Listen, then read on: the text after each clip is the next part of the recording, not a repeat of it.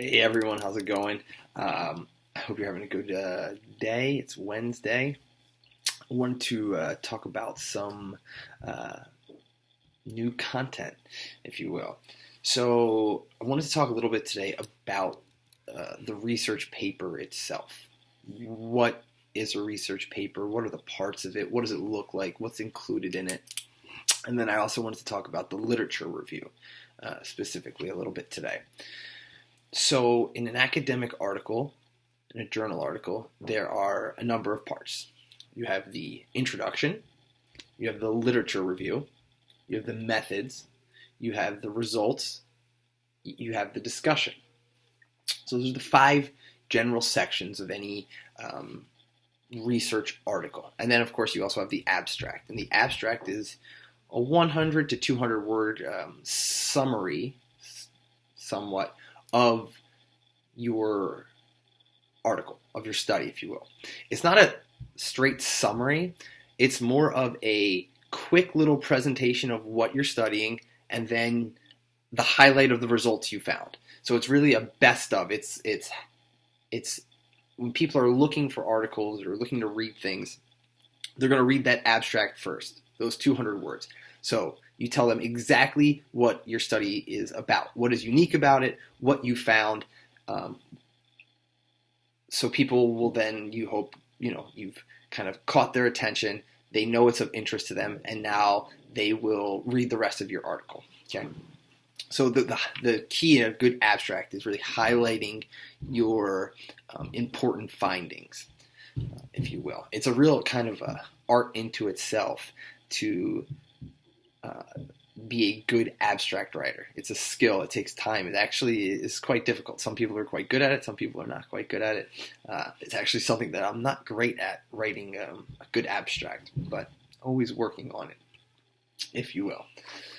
So in the paper, the first part is the introduction. It could be a page and a half, maybe 2 pages, where you just kind of outline very briefly what you're going to be studying. So you kind of introduce it with, the broad idea or the broad field that you're looking at. So I study political communication. I may open a study, an article talking, the field of political communication in recent years has looked at blank, blank, and blank. We know that X and Y happens. However, what we don't know quite yet is why this, and this.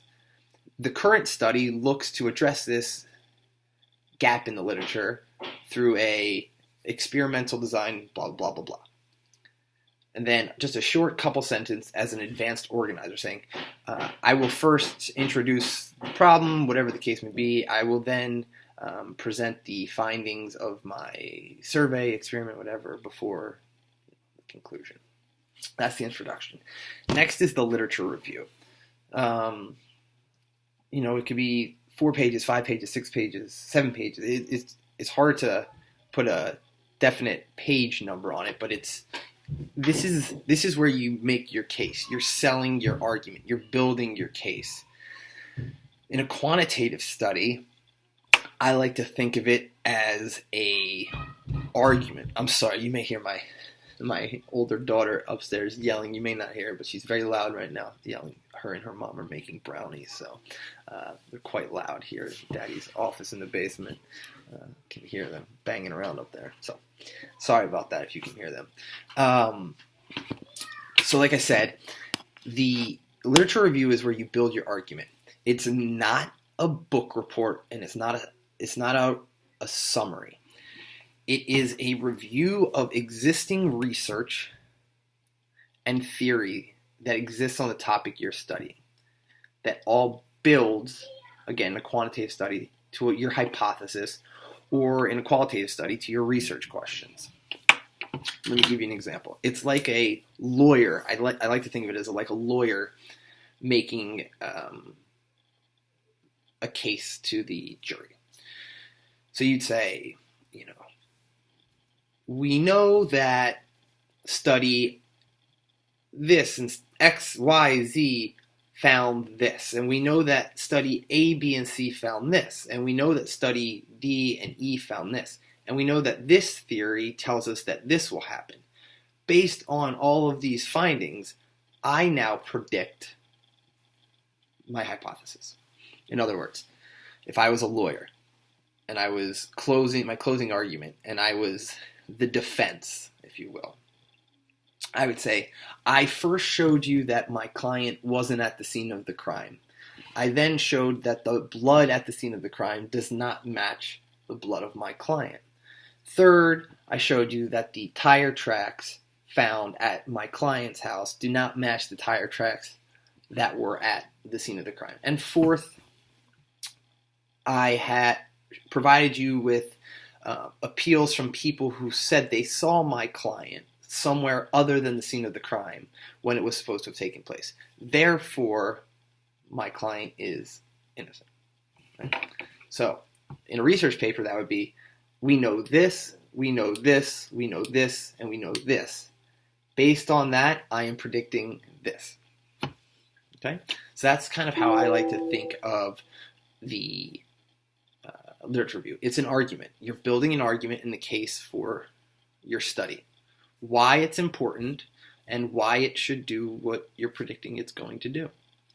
In a qualitative study, you're doing the same thing, except your conclusion isn't a prediction, it's a question. It's, look, we know that this happens and we know that this happens and some of this research has found this, but what we don't know is why this is happening, or we don't know how this will happen in this new context. So based on the things that we know leads us to question lots of things we don't know. Therefore, the question is, what will I find if I study blank? That's a qualitative kind of approach, okay? Looking at some of my notes here, things I wanted to talk about.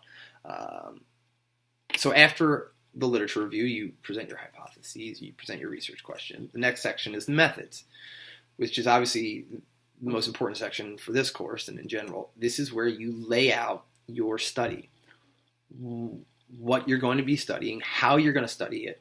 In other words, how are you going to answer your hypothesis or your research question? This is where you're telling me, what data am I collecting?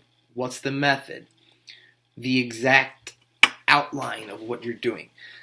If you write a method section, the key is to be very detailed, and the key is that anyone who picks up your paper anywhere should be able to replicate it exactly. Obviously, not necessarily with the same sample, but be able to replicate your exact steps and find roughly the exact same results without even having to talk to you. So if I should be able to pick up an article, read the method section, and me, myself, at my own home university, go through and replicate what you did, and I should roughly find the same thing.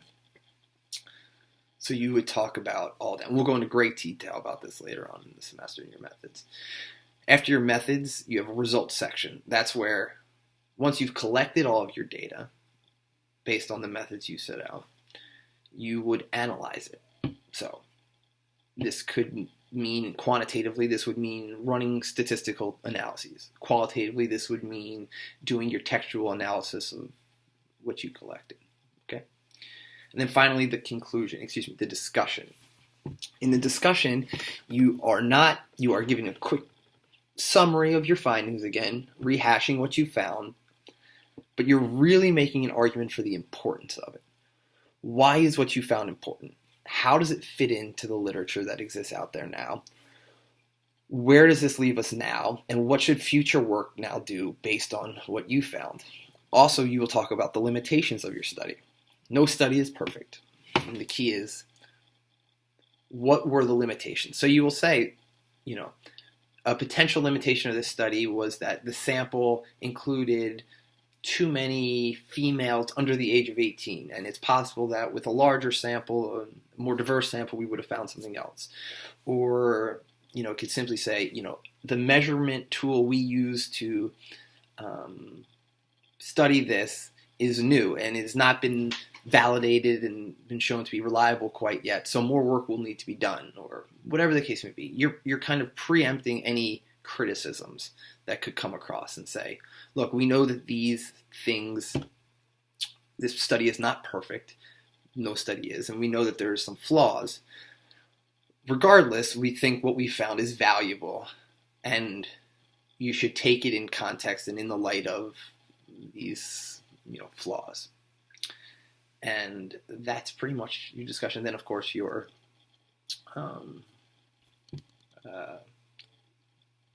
reference section, and then any figures or appendices that you may have, figures, tables, charts, anything like that would go in there. So that's the basic outline of the research paper for journal writing. Once you've done that, once you have your paper, there's a couple of avenues that you can explore to getting that paper disseminated, right? So it's one thing you make your paper, you write your paper for a class. But that's great. But now in graduate school, master's, doctorate, whatever the case may be, that's not the end goal. The end goal is to then do something with that work, to get it out there to the public. So I'm going to make another video talking about how you do that and where they go.